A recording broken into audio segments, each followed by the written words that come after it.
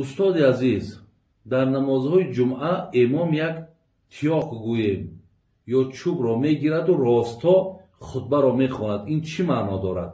аку ҳар як дар намозҳои ҷумъа ё ид агар бинен, дар ҳолати хутба хондан имомҳо тиёқ доранд. ҳамин тиёққа гирифтан дар даст ин суннати пайғамбар монад. баъзе соҳибои китоб худо раҳматшон кунад, мега ин аслан ҳайбатай.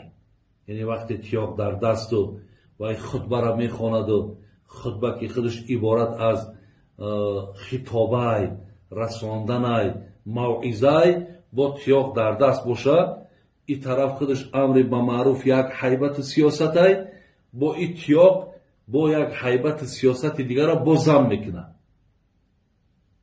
барои ҳамин ҳатто дар ҳолати хутба ё дар ғайри хутба, агар мо мисол дар кӯчаам ки агар дар дастмон тиёқ бошад, набин бисёри дар мо мардумои мусафед тиёқ мегиранд.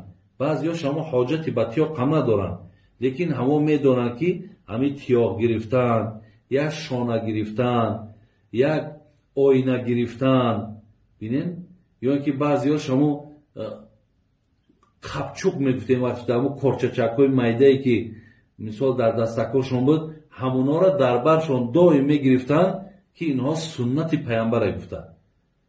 барои ҳамин ин суннати пайғамбар мегӯем, бародар азиз.